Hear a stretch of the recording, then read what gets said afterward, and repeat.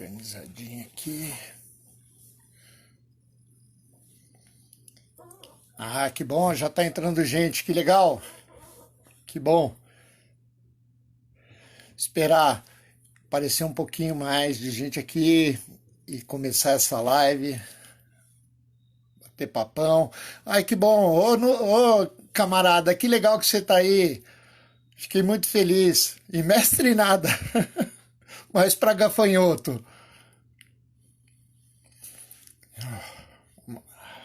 Bom, bastante gente. Bom, vamos lá. Primeira coisa, Carlão, obrigado por ter vindo. Nossa, quanta gente legal. Que feliz que eu tô. Deixa eu até ver se eu consigo pôr aqui no meu... Aqui no computador aqui, que eu acho que vai ficar mais fácil até, inclusive, de ver.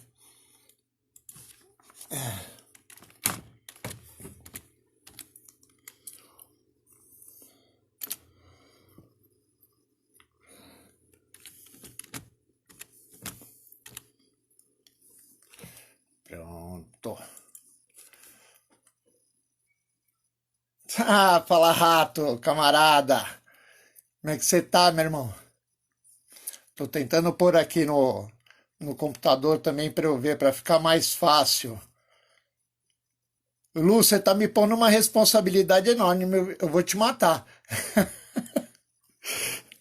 Bom, primeira coisa, gente, eu queria fazer um pedido de desculpas pela live da semana passada. Realmente foi muito ruim, eu perdi o foco, eu acho que tinha um fundo emocional muito grande dentro dela, e aí eu falei, cara, que live horrível, eu vou até apagar mesmo, eu não queria, mas eu acho que é o correto. Eu vou fazer uma outra live sobre o assunto, mas me preparar melhor, tentando tirar o fundo emocional dessa live da semana passada.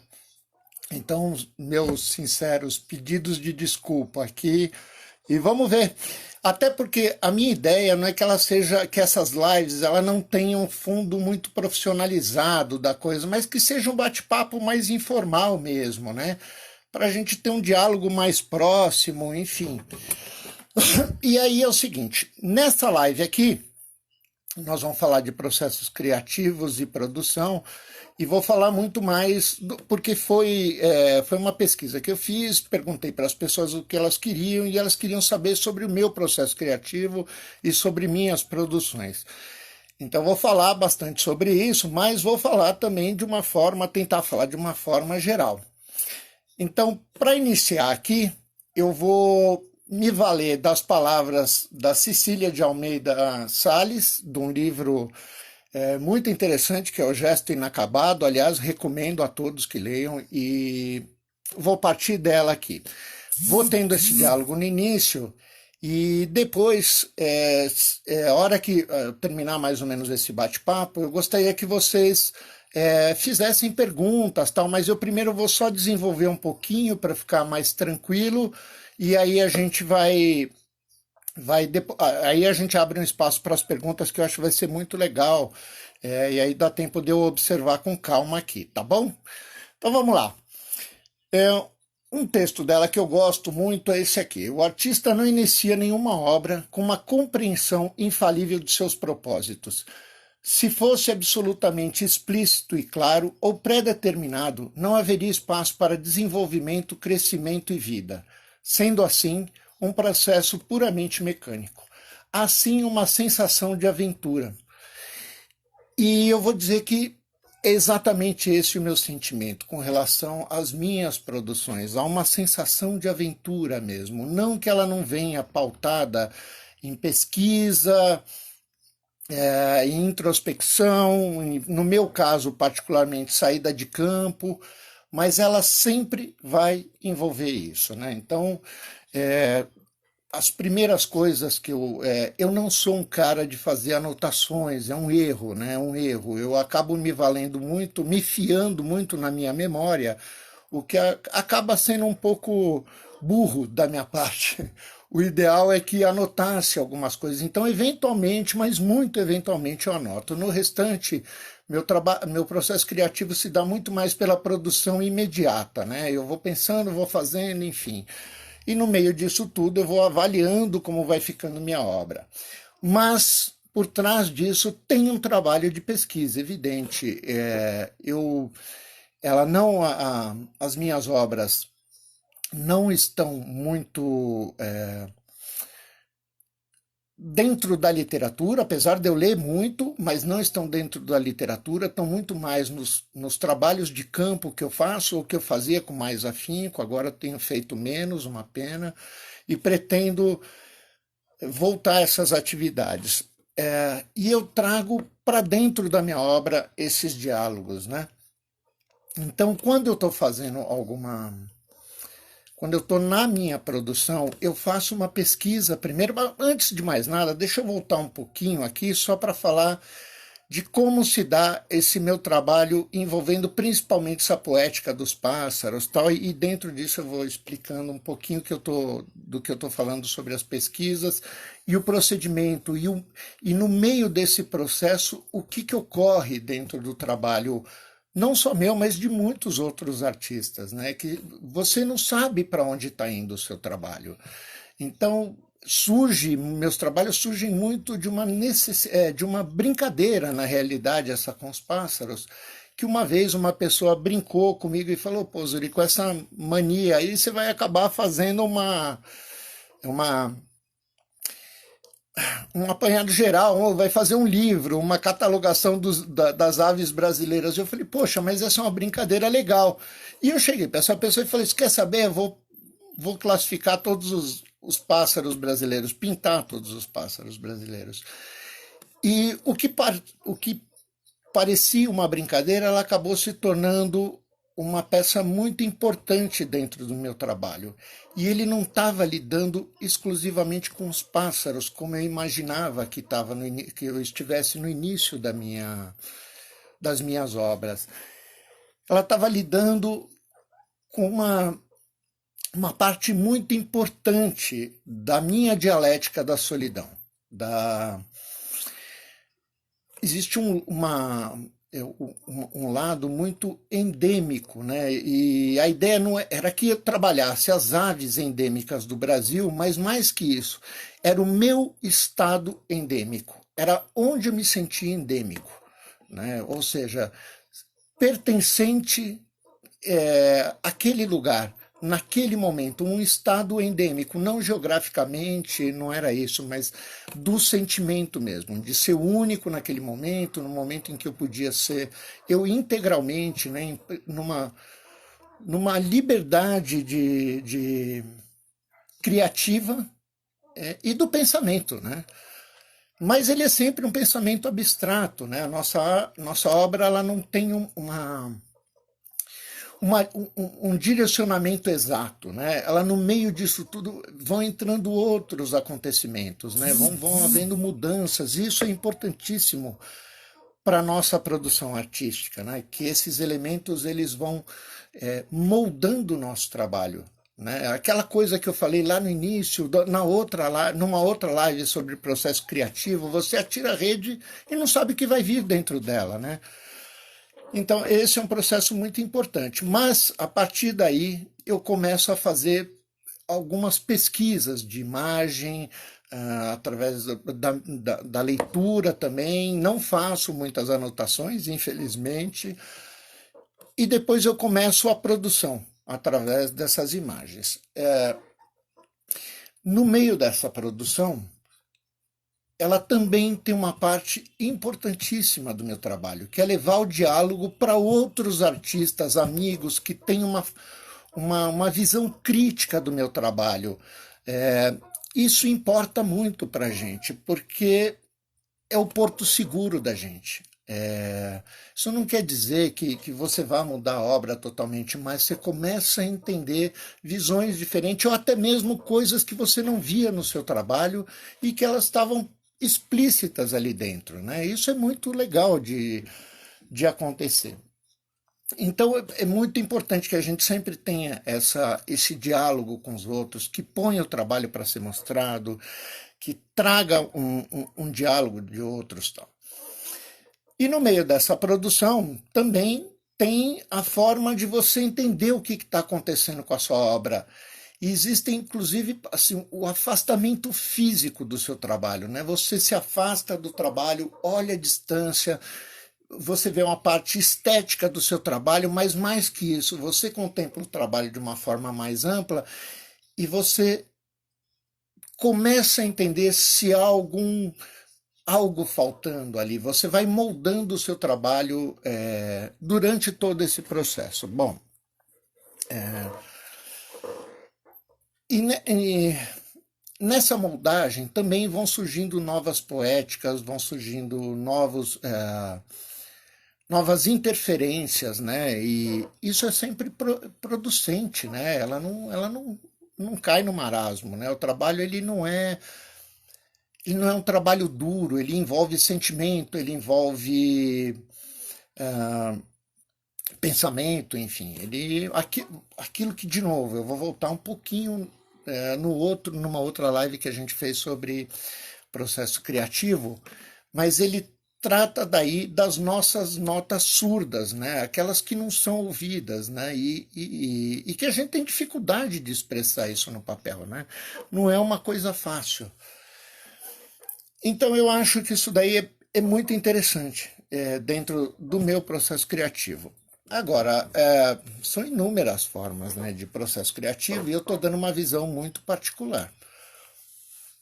Bom, então, partindo disso, e que foi proposto logo no início, né, ninguém mandou pergunta lá atrás, mas eu gostaria que vocês enviassem perguntas até para a gente poder ampliar um pouquinho esse diálogo aqui, né? Senão vai ficar um monólogo meio chatinho aqui e seria interessante da gente fazer isso. A outra coisa que é interessante também, que eu esqueci de falar, que é o diálogo com o espectador. Então você tem o seu diálogo, a sua parte de introspecção, de imersão dentro da sua obra, o diálogo com os outros artistas ou com amigos, enfim, que sejam críticos dentro da sua obra, e no final o diálogo com o espectador. Isso é importante também, porque o espectador ele vai trazer uma compreensão dele que ele tem do mundo para dentro da sua obra. E isso é legal, porque a nossa obra também ela vem recheada de experiências pessoais, de formas de ver o mundo distintas. Isso é sempre importante dentro da nossa obra, né? Bom, primeiro deixa eu... aqui já vou respondendo umas perguntas. Estão me perguntando como eu comecei essa saga com os passarinhos, né? E já respondendo a Juliana também, Ju, já eu vou mostrar, eu separei as obras aqui, algumas coisas, e vou falar da onde eu retiro. Essa saga, eu já falei lá no início, agora no início da live, que ela surge de uma brincadeira. Um amigo tinha brincado e falou, Zuri, pô, um dia você vai acabar catalogando as aves brasileiras. Eu falei, por que não? E o que partiu de uma brincadeira virou uma coisa, virou uma obsessão minha e quase uma responsabilidade. Incrível isso, né? E eu não fazia ideia de como ela iria interferir dentro do meu trabalho. E deixa eu só... enfim, no final eu acabei descobrindo que dentro dessa temática dos pássaros tinha um espaço muito grande em que eu me inseria como um ser endêmico também. Ele não partia só do endemismo dos pássaros, né, das aves endêmicas do Brasil, mas partia de um endemismo meu mesmo, de um momento de contemplação. Então ele surge um pouco por aí.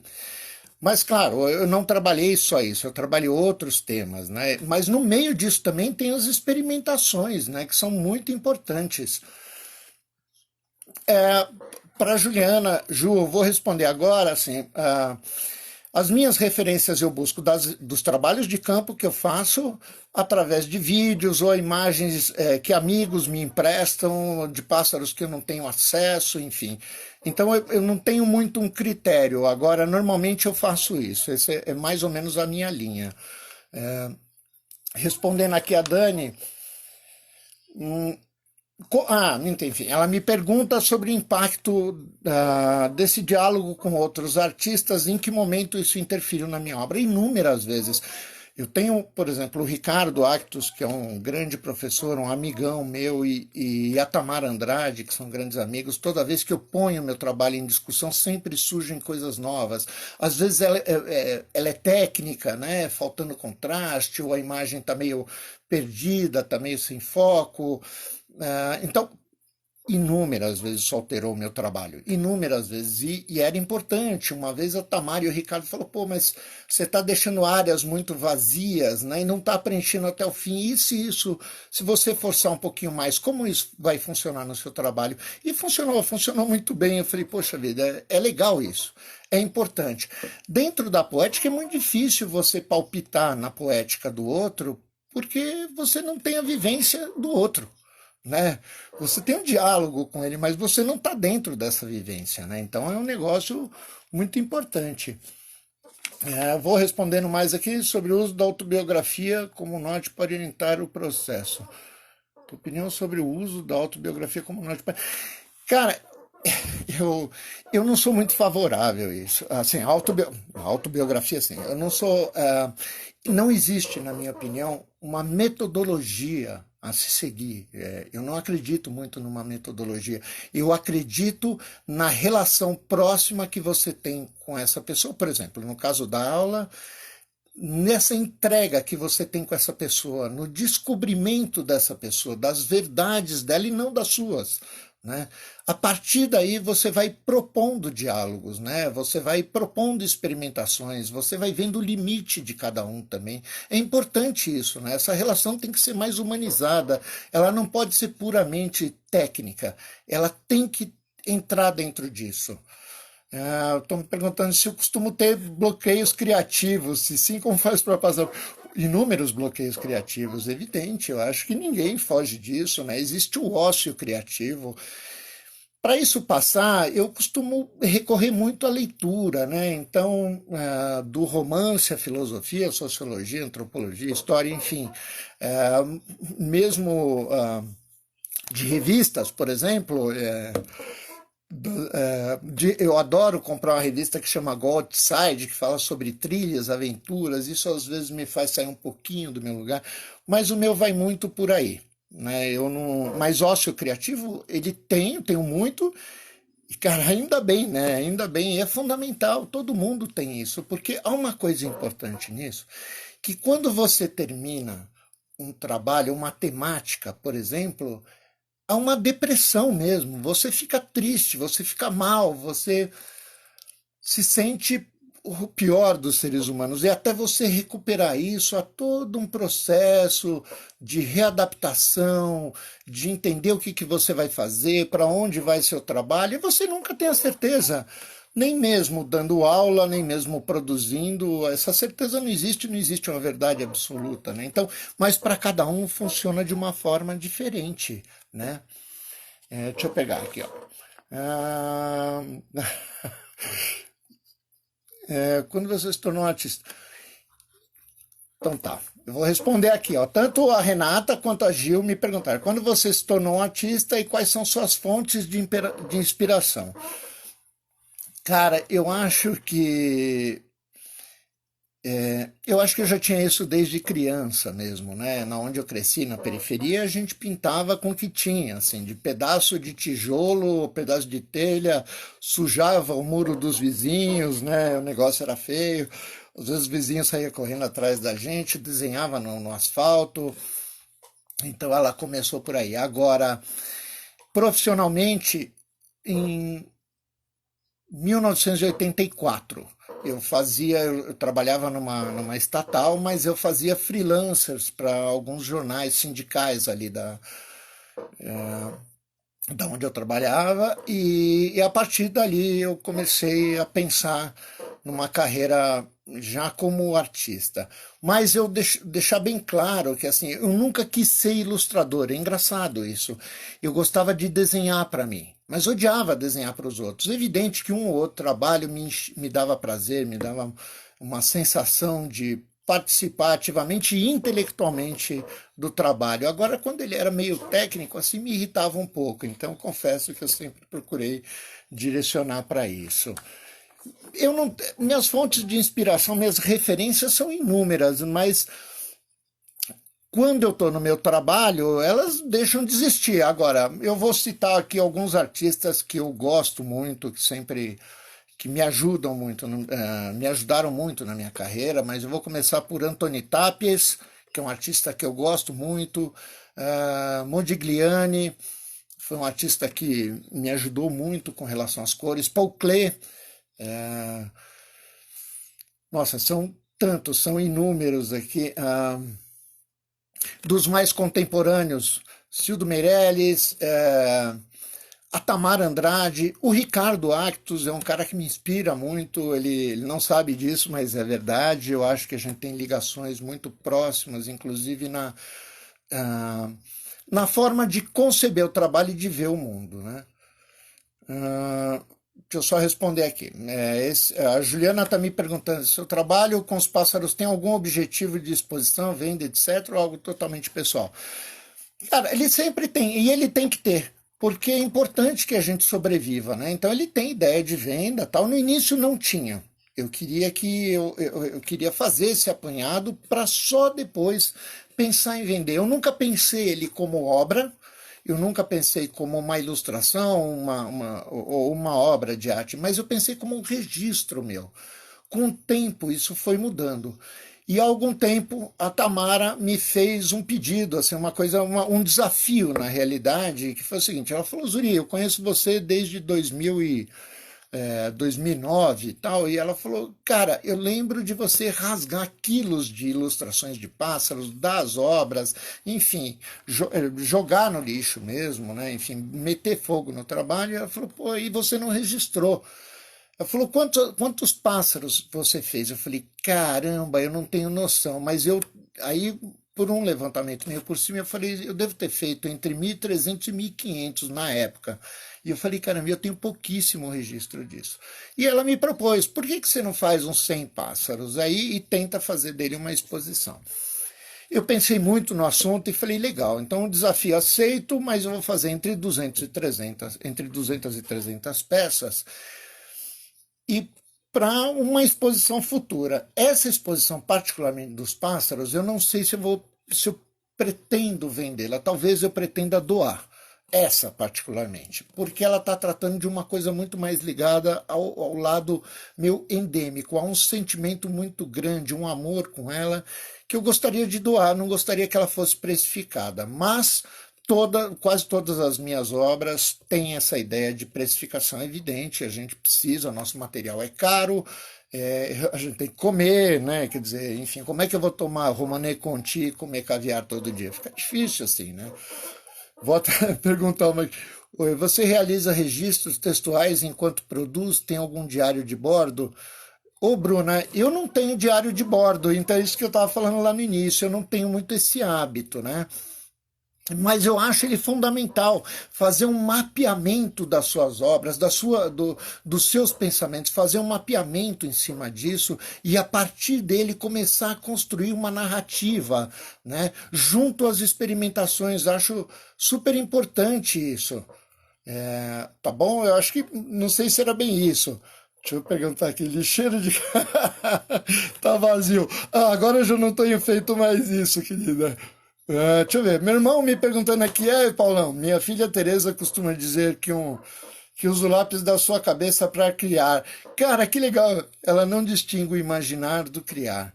Ela imagina possíveis histórias para poder criá-las. Como este processo com você. Cara, que lindo. Eu lembro dessa história da Tereza. Isso é genial. Eu vou dizer que é o seguinte, eu vou de novo parafrasear um texto, acho que do livro do Merleau-Ponty, não tenho certeza, que é o Olho Espírito, recomendo esse livro. Mas eu pinto para surgir, né? Eu pinto para surgir, eu pinto para existir como ser humano, eu pinto para existir como uma figura que pretende ser pensante, né? É difícil, eu sei que vai ser difícil vocês entenderem isso, mas eu penso por aí, eu pinto com esse propósito, né? No meu trabalho, no meu processo diário de produção, eu começo a. Ele é meio estúpido, assim, meio caótico, né? Então eu parto de algum elemento que eu estou querendo pintar, e em cima dele eu vou interferindo imediatamente com o que vier na minha cabeça. Ele não tem para onde ir, ele não tem para onde ir, ele vai surgindo. Evidente que no final a gente sabe que essas interferências dialogam com as nossas necessidades e nossos anseios. Mas ele parte um pouquinho para isso. Eu não sei se eu respondi bem isso, Paulo, que você pretendia, mas eu acho que é um pouco isso. Deixa eu responder mais aqui. Se tem alguma preferência de tema ou qualquer contexto pode se tornar um tema. Cara, no meu caso, particularmente, Nicolas, eu não tenho. Eu não tenho uma preferência de tema, mas eu tenho uma necessidade, assim como acho que quase toda a minha família, por conta do histórico familiar, de narrar um pouco as coisas que envolvem a política, né? Isso para mim é uma coisa muito forte dentro do meu trabalho, dentro das minhas necessidades, mas ela não necessariamente é enquadrada no meu trabalho. Não necessariamente eu a enquadro todo dia no meu trabalho. Eu a coloco eventualmente quando há uma necessidade de diálogo. Então eu não tenho muito essa coisa de uma temática. Agora, os passarinhos estão dentro. Nesse momento eu estou trabalhando muito a dialética da solidão e o endemismo, né? Então essa ideia dos endêmicos, ela parte de uma ideia deixa eu colocar aqui, por exemplo, você está parado ali no meio da Paulista e em algum momento você está contemplando, você está com o olhar perdido, enfim, e você fala, caramba, nesse momento eu pertenço a isso aqui, eu sou único nesse momento, né? Eu busco um pouco dentro disso os estados endêmicos. Ele não tem... quando eu fotografo, saio registrando esses momentos de outras pessoas, na realidade eu estou falando de mim, né? Da minha necessidade do isolamento, dos estados endêmicos, enfim. Mas essas são minhas fontes de inspiração. Vamos ver aqui, ó. Qual o título? Os endêmicos, né? Ao invés de queimar, eu poderia ter dado antes para os alunos e tal. Cara, eu dei muitos trabalhos desse, nem vem. Vamos lá, vou pegar outra aqui. Da Sofia. Nossa, Sofia, que saudade de você, minha amiga canadense. Como manter o ritmo e o ânimo da produção artística nesse caos planetário, pandêmico e político? Você tem alguma disciplina na criação? Cara, eu acho particularmente esse momento muito bom para se produzir. Há muitos anos eu fiz um trabalho para a revista Educação, em que falava da falta de criatividade, de surgir algo novo, e que parece que as pessoas estavam esperando um acontecimento. Isso foi em 2001. E quando ocorreu o atentado às Torres Gêmeas, no meio da arte, da política, em tudo, houve uma movimentação geral e surgiu algo novo para se dizer. Eu acho que nós estamos vivendo exatamente um período desse, né? Nós temos um governo inepto, né? Uma sociedade, nós estamos vendo uma onda racista surgindo no mundo inteiro, enfim, os diálogos são imprescindíveis agora, né? A hora de se movimentar e de fazer com que a educação tome a frente disso, que parta para o enfrentamento, né? Não no enfrentamento físico, mas no enfrentamento intelectual da produção, enfim. Então, tudo isso para mim é importante. E minha rotina... Atualmente, nessas últimas 2 semanas, eu tenho produzido menos e tenho lido mais.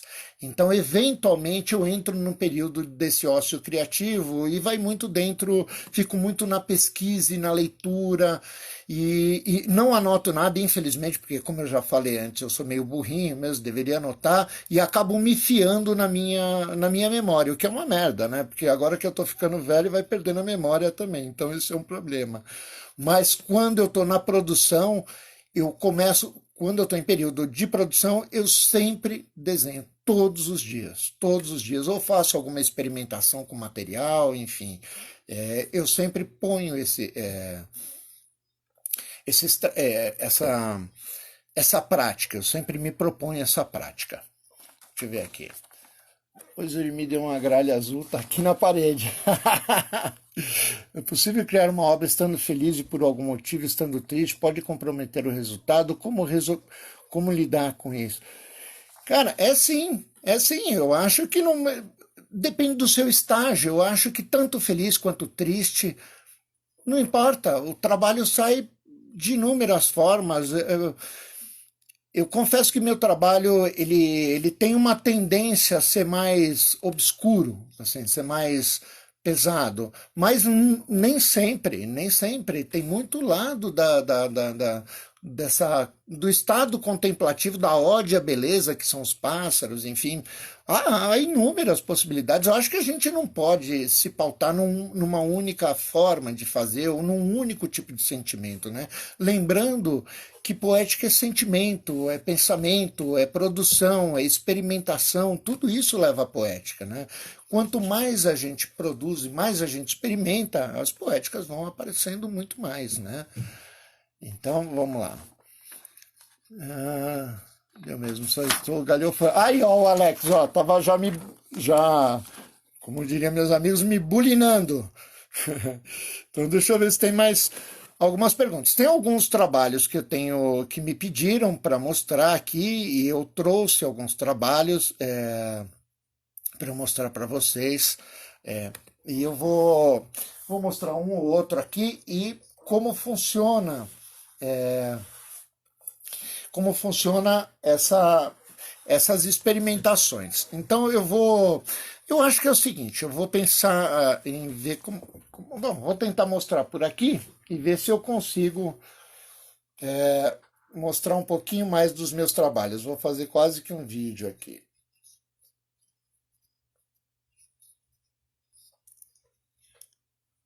Todos esses trabalhos surgem de experimentações mesmo, né? E não tem uma rotina para o meu trabalho, assim, que eu diga, a não ser quando eu realmente estou precisando produzir e a leitura já me cansou um pouco e aí eu tenho essa necessidade. Eu vou mostrar mais trabalhos aqui, mas com calma, eu só queria responder mais algumas perguntas que muita gente resolveu me perguntar aqui. Enfim, eu não consegui ler todas, então para quem eu não respondi e puder me retornar de novo essa pergunta, eu adoraria. O Rodrigo, ei, Rodrigão, que saudade, mano. Por favor, fala sobre alguma obra que você teve leitura diferente da que esperava quando viu ao vivo. Por favor, fale sobre alguma obra que você teve leitura diferente do que esperava quando viu ao vivo. Caramba, tem uma artista, cara, o nome dela eu não vou lembrar. Ela teve uma exposição na Pinacoteca que foi maravilhosa. Acho que foi a exposição mais bonita que eu já fui. Caramba, ela tinha um nome bem diferente. Bom, enfim, eu conheci um pouquinho só da obra dessa mulher e quando eu cheguei e ela não fazia muito sentido para mim, mas quando eu cheguei nessa exposição, eu fiquei absolutamente arrasado, assim, arrasado no bom sentido, né? Ela me tirou o chão. A minha visão de toda complexidade da obra dela mudou drasticamente. Eu falei, caramba, que diferente. E você entende toda a obra, todo o percurso, trajetória dessa artista, isso é importantíssimo, né? Lembrar que se pautar numa única obra de um artista é um problema muito sério, né? Fazer uma crítica em cima de uma única obra de um artista. É importante que a gente conheça a trajetória e ver como cada um funciona. Vamos ver aqui. Você tem algum sketch, caderno, rascunho? Se tiver, mostra pra gente. Eu não uso sketch, Gil, eu não uso sketch. Então, eu tenho esses problemas, o meu processo é direto. Então, alguns alunos já me viram fazer isso, eu pego folhas grandes, vou fazendo e acaba sendo um pouco isso. Agora, tem um sketchzinho aqui com um ou outro desenho, mas não. Mas foi mais por experimentação. Eu já vou mostrar mais os trabalhos, mas aí eu vou. Peraí, deixa eu mostrar aqui. Então, aqui são alguns esquetes. Então, são trabalhos que eu. São estudos que eu faço a lápis no processo direto. Essa é a ideia. Deixa eu ver se tem mais aqui. E eu acabo depois jogando tudo fora. Isso daqui eu acabo rasgando as páginas, jogo fora, dou para amigos, enfim. Faço essas brincadeiras, apontamentos com lápis de cor. São brincadeiras mesmo, né? Ela não tem uma finalidade, mas eu não uso muito. É até engraçado que muitos amigos meus falam, pô, quando você tiver sketch, mais doa, porque eu dou quase todos. Dentro da proposta poética, como você vê as referências aos artistas clássicos como Romero Brito? Que filho da puta essa pergunta.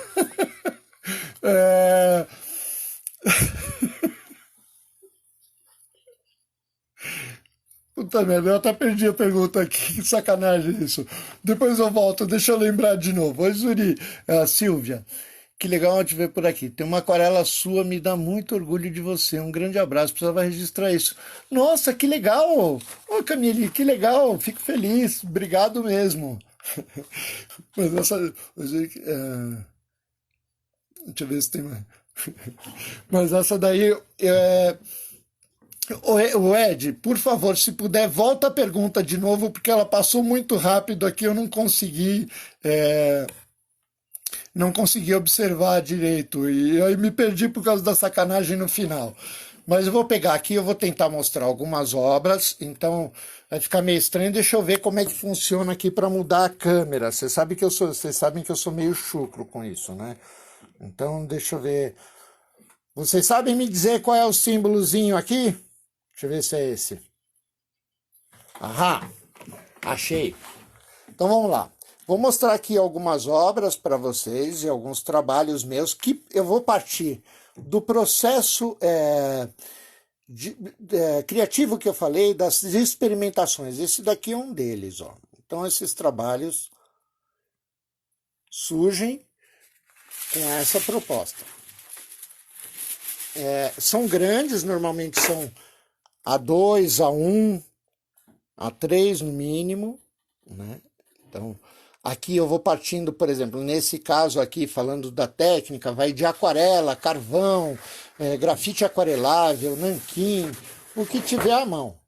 Aqui, por exemplo, ele já surgia, foi um trabalho que não deu muito certo, mas ele surgia, é um tema que eu vou abordar novamente, que chamava Esta é a parte que te cabe neste latifúndio. Então a ideia era brincar um pouquinho com isso, sobre a invasão das terras, as mortes e as mortes no campo, enfim, tinha uma série de... Espera aí que eu vou mostrar mais. Aqui já um outro trabalho. Para quem me perguntou como eu começo meus trabalhos, esse daqui é um que surge dessa forma, que eu começo desenhando. Por exemplo, comecei a desenhar um peixe, fui transformando nele em algumas partes ósseas, depois enfiei um passarinho. Então, ele não tem muito uma definição assim exata. Dá uma pausada aqui, foi mouse aí. Esse daqui é um outro trabalho que surge da mesma forma. Partindo dessa observação, na grande maioria deles tem essa relação com a biologia mesmo, né? Com os trabalhos de campo, com os estudos. Então, estou mostrando algumas obras aqui.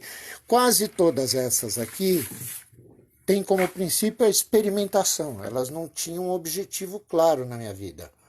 Então, no meu trabalho, aliás, na minha vida, foi ótimo. Aqui são todos objetos de experimentação, nesse caso aqui. Vou pegar mais um aqui, esse foi um barquinho que eu já fiz milhões de vezes, mas eu adoro, é um trabalho relativamente grande. Exatamente, Rato, Morte e Vida Severina, é a parte que te cabe neste latifúndio. Tinha essa ideia mesmo, né? Ele não tem um... Eu nunca classifiquei meu trabalho como surrealista, tal, mas, enfim... Agora, aqui não, já nesse trabalho aqui, ele já parte para uma coisa mais conceitual mesmo, né? Com a ideia dos endêmicos. Então, esse, inclusive, é o da live, esse é um trabalho em formato A0, é grandão. Eu vou passando rápido aqui, vou mostrando os outros. Não são muitas obras, mas enfim.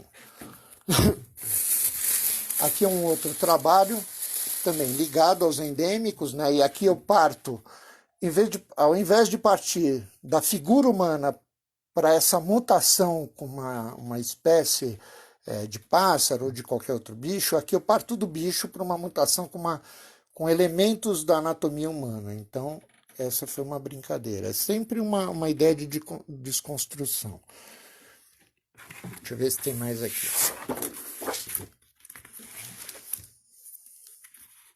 Espera aí. Vocês vão ter que ter um pouquinho de paciência, porque o dinossauro é assim, tecnologia, esse já parte, esse daqui também é um trabalho grande, que está dentro daquela ideia dos momentos contemplativos, né? E aqui era inserido com árvore, né? Peraí, vou pegar uma outra agora aqui.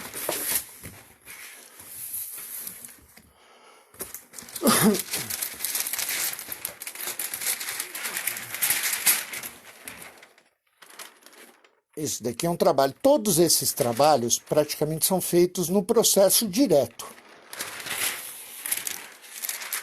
Então, não tem muito pré-estudo. Um ou outro tem pré-estudo. E para responder, inclusive uma pergunta que me fizeram lá atrás, se durante algum diálogo com o artista havia mudanças no meu trabalho, esse é um que houve, por exemplo.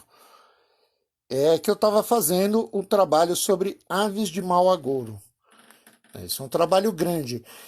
Mas no início só haviam 3 pássaros aqui dentro e estavam meio deslocados, tinha umas áreas muito vazias, não fazia muito sentido, né? E ele acabou se perdendo um pouco. E aí, num diálogo com a Tamara e com o Ricardo, acabou mudando. Bom, então isso era só para ilustrar alguns trabalhos que eu fiz e como eles foram sendo alterados e qual é o meu processo de poético, né? Como ele funciona para mim. Então ele funciona muito mais dentro dessa prática imediata, né? Eu tenho eu tenho uma parte formatada na minha cabeça, mas durante o processo e o fábrico das minhas obras, a produção mesmo, vão havendo inúmeras mudanças, né? Inúmeras mudanças, e ele vai mudando de acordo com o que eu acho que vale a pena, né? Como ele serve para mim. Vou vender churros na Dona Florinda. Olha, você pode virar, Rato, você tem outra opção, cara. Você pode virar funcionário fantasma lá, faz uma amizade com o Flavinho lá, o 001, quem sabe? O Marcel, eu vi o início. É verdade. Que legal, Marcel. Obrigado, cara. Obrigado mesmo. Enfim, mas parte muito disso. Meus trabalhos partem muito dessa necessidade. Uma coisa engraçada que eu sempre falo, que quando alguém me manda um trabalho para corrigir, eu acho horroroso, porque a minha ideia é rasgar tudo aquilo e falar, peraí, eu vou rasgar, joga fora essa porcaria que eu vou te dar um outro. Né? Às vezes vinha uma obra, uma tela minha vinha rasgada ou manchada e alguém pedia para retocar, né? E eu falei, caramba, rapaz, eu vou acabar rasgando essa porcaria aqui e dar uma outra para ele. Porque o tempo também faz com que a gente reflita melhor, o processo é outro, a sua maturidade é outra, né? Ela funciona dessa forma. Deixa eu responder mais aqui. Estão me perguntando quando eu vou ter curso online. Olha, eu espero que não demore muito. Eu estou tentando me adaptar. A ideia é a gente dar aula online mesmo. Vai ter um agora já que é sobre processos criativos, comigo e com o Ricardo Actos, e que a gente, bem possível, que já transforme em online em breve. Mas eu, com relação às técnicas, a aquarela, enfim, ela vai demorar um pouquinho mais, mas não vai demorar muito, não. Eu preciso sair desse estágio paleolítico, né, e mudar um pouquinho aqui. Vamos ver mais aqui. Ah, sou Queiroz. Não me misturo com Bolsonaro. Porra, bom, eu sou seu amigo, cara. Peraí. Como podemos resistir a essa live sem zoeira? De seu palhaço. Avisa... Vou avisar assim, quando aparecer isso daí, eu vou avisar. A Carla está me perguntando sobre minhas fontes de inspiração. Eu já falei antes, Carla, e assim, eu tenho inúmeras fontes de inspiração, mas minhas inspirações, bom ter retomado esse assunto. Minhas inspirações não estão necessariamente no meio artístico, elas estão também. Então, por exemplo, são referências, mas lembrando que quando você faz a sua obra, essas referências não é que elas deixam de existir, mas você parte de uma coisa sua, né? Essa obra não pode, essas referências não podem, no meu caso, por exemplo, ditar o rumo da minha obra. Então, eu gosto muito do Antoni Tapes, Modigliani, Tamar Andrade, o Ricardo Actos, o Cildo Meirelles. Depende muito, né? Então, por exemplo, Antoni Tapes, Paul Klee, Modigliani, muito com relação às cores, né? A forma como lida, as experimentações do Tapes me deixam maluco, né? Anselm Kiefer é outro que me atrai muito. E eu tenho essa tendência muito grande aí para essa área do desenho mesmo, né? Então, Valmor Correia, esqueci de dizer aqui, é um cara que eu gosto demais do trabalho, como ele navega entre o folclore e a ciência, eu gosto muito disso. O Ricardo Actos e a Tamar Andrade também tem uma eu observo muito o trabalho deles, até porque temos linhas de trabalho não similares, mas o material que a gente usa muito, né, que é o papel, então isso ajuda muito nessa compreensão. Mas minhas fontes de inspiração, eu acho que elas vêm dentro de casa mesmo, dentro da minha família, né, do convívio com os amigos, mas principalmente da minha família, da história da minha família. O meu trabalho não existe sem que a política esteja dentro dele também. Então, portanto, tem muito dessa referência em cima. E dos trabalhos engajados tem muito. Não acho que tem que ser uma necessidade, é só uma. Vamos lá, deixa eu ver aqui. Fala sobre aquelas telas que você fez sobre as infiltrações do metrô. Ai, que legal, querida. Ô, Camila, que saudade de você, querida. Então, essa daí do metrô, que era uma brincadeira que chamava Faixa Amarela é a Sua Segurança. Então, essa surge como uma galhofa, como uma brincadeira. Um dia eu estava no metrô Vila Madalena e de repente eu escuto aquele barulho de água forte ali esperando o metrô, né? E um barulho forte de água. E eu olho para trás assim e as paredes totalmente infiltradas, cheias de com manchas enormes, e eu falei, caramba, que sensação horrível, dá a impressão que que isso daqui vai desabar e vai cair tudo em cima de mim. E eu comecei a brincar com isso, então eu registrava as infiltrações dos metrôs e passei a fazer em telas. Essas telas eram telas muito grandes, por exemplo, 3 metros por 3 por 1,5, enfim, eram pintadas por quilômetro quadrado. E foi um trabalho muito legal, mas ele já se encerrou. Chegou um momento que ele teve que ter um encerramento, e isso para mim foi importantíssimo. Vamos lá. Passa dicas de livros sobre processo criativo. Rato, tem inúmeros, cara, mas eu vou falar de dois aqui, de um particularmente, que é o da Cecília, que é o Gesto Inacabado. O Cecília Almeida Salles. Eu gosto muito, muito desse livro. Eu acho que ele é bem interessante. O Merleau-Ponty, no Olho Espírito, ele não fala do processo criativo, mas ele fala, a partir de uma obra do Cézanne, ele começa a narrar fazer apontamentos, mas ele trata também do processo criativo. Um outro livro que eu recomendo bastante, inclusive, que foi uma indicação do meu irmão, Paulo Rossi, que é um grande fotógrafo, um grande professor, que é, meu Deus, é um da Companhia das Letras, que é Padrões de Intenção. Esse livro é muito interessante, porque ele trata dos diálogos entre a crítica de arte, os historiadores e o artista. Então ele vai narrar um pouco por isso, ele vai brigar um pouquinho com isso, né? E isso é legal da gente ver. E aqui eu vou fazer uma meia-culpa também e pedir uma desculpa aos críticos, que eu fui tão, durante muito tempo, extremamente cruel com os críticos, mas na realidade é uma burrice enorme, né? A crítica tem que existir, ela tem que existir, ela é um diálogo com alguém que está inserida dentro do mercado. É evidente que qualquer crítica destrutiva, maldosa, não serve para porra nenhuma, né? Mas é importante que a crítica exista, que haja esse debate público sobre suas obras, sobre a obra dos outros. Isso é fundamental. Então vai meu pedido de desculpa aqui, né? Uh... Também te amo. Arte é política também, porque a arte é pensamento, né?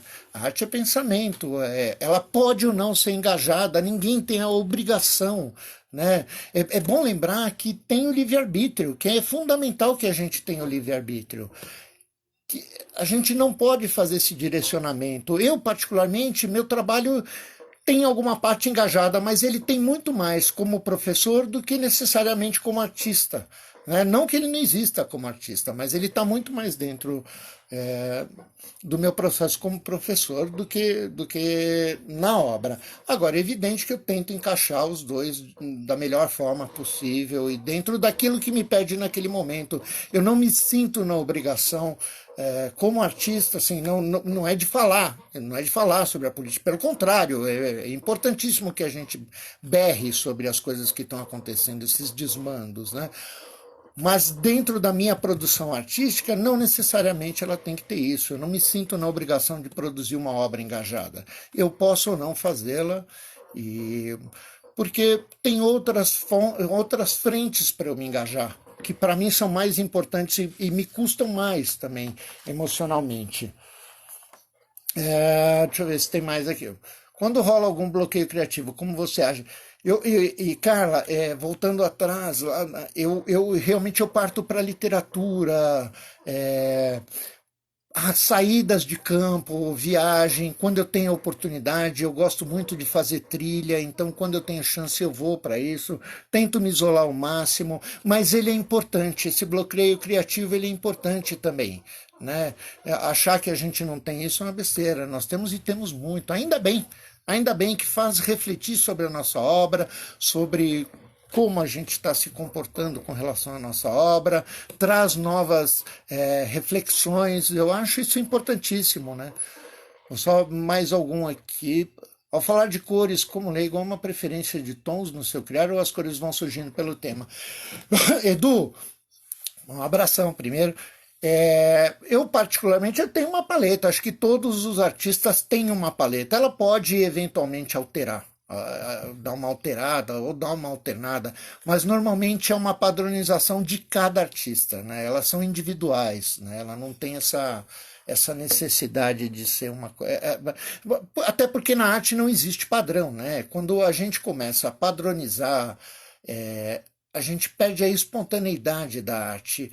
O ato criador ele está ligado também ao ato experimentador, ao ato do pensamento de pensar, do pensamento do pensamento sensível mesmo, né? Então ela não tem uma obrigação de nada, absolutamente nada. Se eles puderem fazer uma live para falar um pouco sobre luz e sombra. Então, aliás, deixa eu até falar, porque a gente ainda tem mais uns 7 minutinhos só e depois eu sou obrigado a interromper para manter essa live no IGTV, tá? Então, eu vou falar um pouquinho também um dia para falar um pouco sobre sombra e luz, Com certeza, vai ser um prazer. Eu fiz uma pesquisa agora e me pediram para fazer uma nova live para a semana que vem, que vai ser sobre arte e ativismo, educação e ativismo.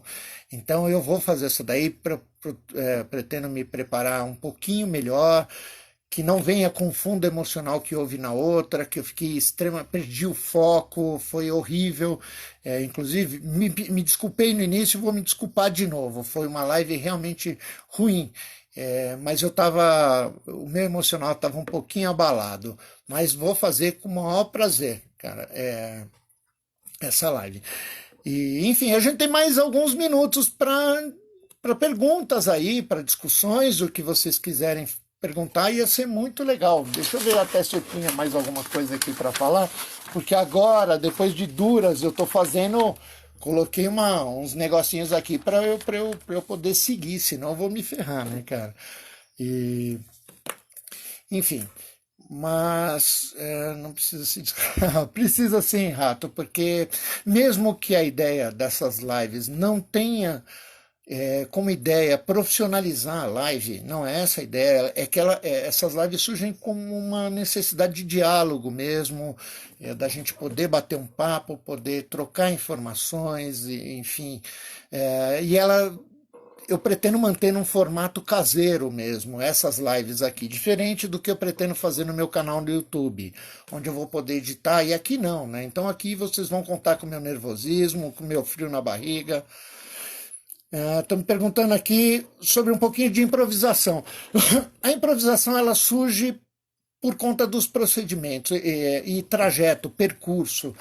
A improvisação ela só vai se dar no momento em que você tem produção, no momento em que você tem experimentação, em que você desenhe mesmo, produz o dia inteiro, acertos, erros, muito mais erros do que acertos.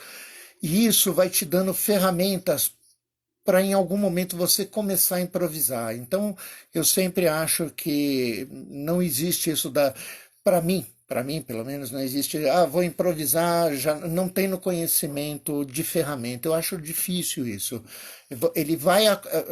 O improviso vai acontecendo no momento que você tem maior quantidade de ferramentas à mão, né? Então, vamos lá. Você tem obrigado, gente, obrigado mesmo. Como você acha o seu ponto de partida para iniciar um trabalho? É com pesquisa? Lu, cara, sempre tem a pesquisa no meu trabalho, sempre tem. Mesmo que eu já tenha feito há muito tempo, no momento em que eu começo uma obra, e isso foi até engraçado. Um dia eu estava começando uma obra, eu falei, pô, não tinha pensado nisso. Mentira, eu já tinha pensado muito tempo atrás. Então ela sempre parte de uma pesquisa, né? Pode ser atual, pode ser anterior, então não tem muito isso. Para onde vão tuas obras depois de terminadas? Exemplos, as do metrô. Paulo, obrigado pela boa pergunta. As minhas obras, a minha ideia é que elas vão para as galerias mesmo, né? Então, as últimas obras foram para uma galeria em Jaú, em que eu vendi bastante, e tinha uma outra galeria aqui que era a Lurdina Rabi, com quem eu trabalhei durante um tempo só. Mas no momento eu estou com um acervo técnico grande, né? Então eu tenho uma reserva técnica grande. E eu estou esperando o momento, esperando não, mas eu já estou começando a escrever os projetos para mandar para alguns lugares. Deixa eu responder mais aqui. Cici, maravilha. Ô, Cici, obrigado, querido. Também, o Peugeot Trope. Cara, tô esperando isso. Em breve, Minas, eu chego aí. O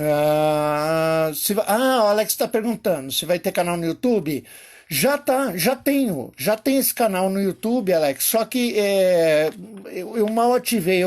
Assim que eu voltar para o Guará nesse período, a ideia é eu